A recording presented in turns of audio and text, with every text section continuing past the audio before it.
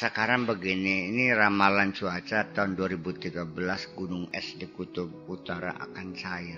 Bayangkan meluapnya lautan Indramayu kapan nggak 5 meter. Dan kiamat itu nggak usah lihat tanda-tanda, karena tanda-tanda kiamat sudah lengkap kok. Ya tatawaluna fil bunyan, bangunannya pak tinggi-tinggi, 100 tingkat, 200 tingkat, terus apa lagi?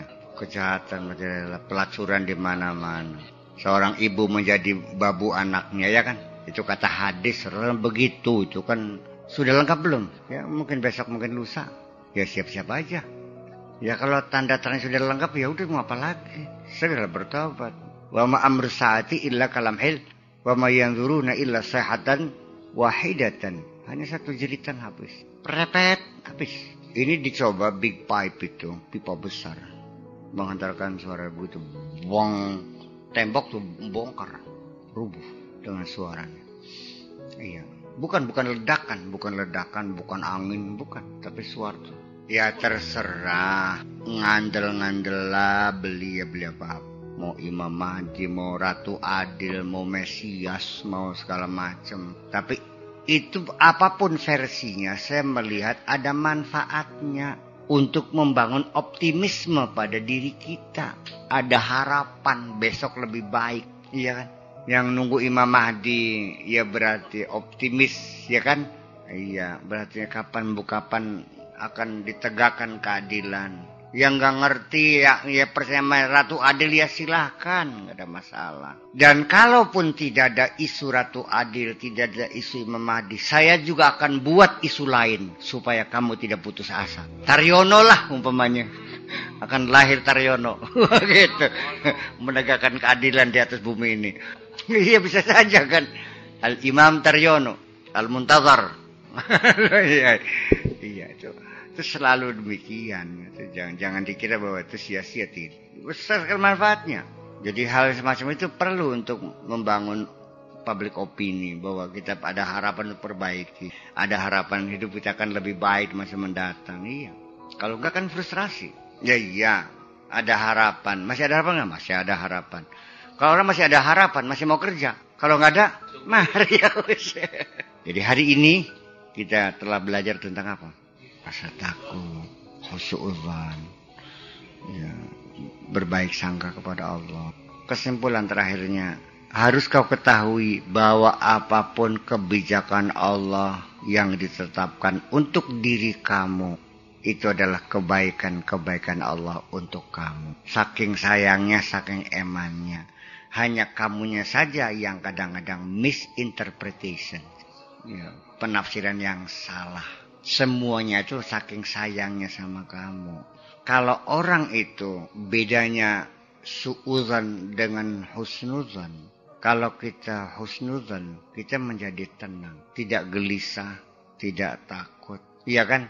Sehingga kita selalu menginterpretasikan yang terbaik. Iya kan? Seperti saya katakan dengan bahasa kita, ya bokat ana hikmah. Itu kan bahasa daerah kita yang cukup baik juga sih ya, bokat ana hikmah. Kudu mengkenen ki ya wis bokat ana hikmah. Jadi ketika Allah akan menghindarkan bahaya dari diri kamu, kamunya menganggapnya sebagai kegagalan, tapi itu bukan kegagalan sebetulnya. Menghindarkan kamu dari bahaya yang lebih besar. Firasat itu sebetulnya hanya kita melihat sinyal saja sebetulnya mah. Dalam proses kerohanian itu sinyal sebetulnya. Tapi ingat bahwa sinyal-sinyal itu pun seringkali kita salah baca, salah interpretasi. Kemarin malam Sabtu di laut, minggu yang kemarinnya itu tukang parkir biasa saya kasih 2.000, 5.000 gitu kadang-kadang. Nah Sabtu yang kemarinnya lagi itu saya melihat dia tuh bersandar di tiang gitu. Kok ngelihat dia seperti ngelamun gitu.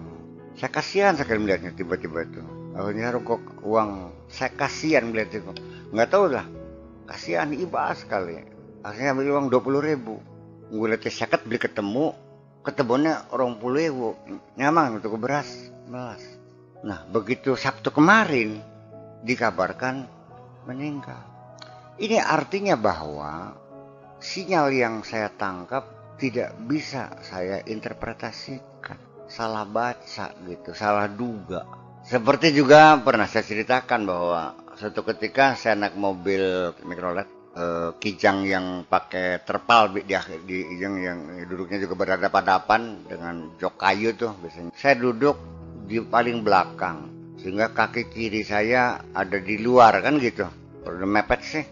Di belakang saya ada mobil kijang putih. Mobilnya mau tabrakan. Ya udah saya tenang-tenang saja. Nggak taunya Pak, nabrak mobil yang saya tunggang itu. Artinya kan membatasinya nggak jelas. Mobil tuh mau nabrak mobil kamu kan gitu. Pengertiannya mobil tuh mau tabrakan. Ya berarti kan nggak jelas. Dan sering sekali kan kita sampai sekarang masih bodoh juga kok. Masih salah baca gitu, paham nggak? Ya, banyak sekali. Seringkali kita salah baca dari isyarat-isyarat, sinyal-sinyal yang Allah berikan kepada kita. Ya karena kitanya dalam masih bergelimang dengan dosa, ya tetapi kalau kita tiap hari berzikir aja di hutan, akhirnya kita kan nggak bisa kerja juga akhirnya ya mana ya udah Allah mengendaki seperti ini, ya udahlah kita kembali ke masyarakat dengan segala dosanya, ya cangkem yang ngerasani wong, ya macam-macam lah, ya itulah resikonya. Jadi saya kira ya dalam kehidupan itu dinamiknya seperti itulah, nggak usah curiga, nggak usah was pasti kamu akan salah, pasti akan salah.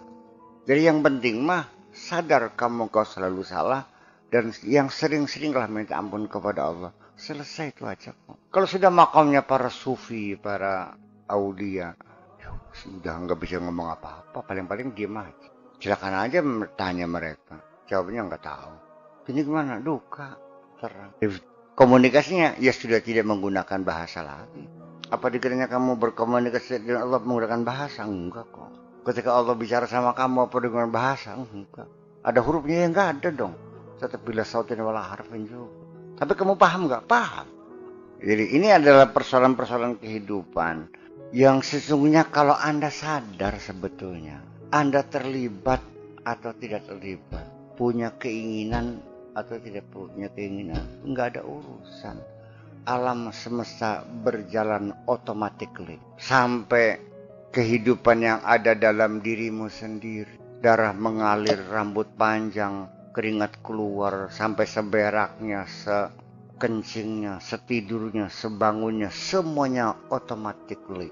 Dan engkau tidak terlibat.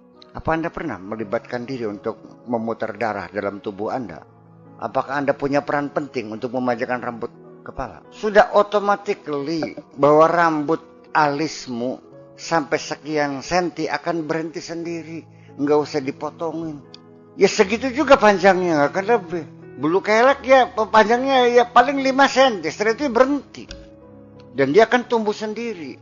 Bayangkan, ketika keinginan Anda ingin terlibat dalam mengatur kehidupan Anda, nggak usah seluruh kehidupanmu. Dalam persoalan memanjangkan rambut, silahkan panjangkan sendiri. Insya Allah masa sempatan macul, masa sempatan ngaji.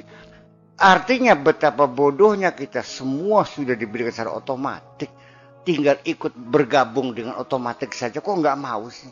Toh tidak memberikan pengaruh apa-apa kok kenyataannya. Kamu kepengen hujan ya tetap waktunya hujannya hujan. Pada waktunya kamu tidak ingin hujan ya tetap hujan. Untuk dirimu sendiri apalagi untuk orang lain. Jadi ujungnya yang paling membahayakan adalah ketika persepsi manusia tentang Tuhan adalah sesuatu yang bisa diatur oleh kamu. Dan Tuhanmu nurut saja apa kemauanmu. Jadi yang jadi Tuhan siapa? Jangan-jangan Tuhanmu itulah makhlukmu dan engkau yang jadi Tuhan. Nurut aja kok. Dan ini terjadi suatu persimpangan yang sangat berbahaya ketika orang mengatakan sesungguhnya Allah tidak akan merubah nasib suatu bangsa. Kecil bangsa itu merubah nasibnya sendiri. Berarti Allah tidak berperan apa-apa yang menentukan bangsa. Allah mah ikut aja.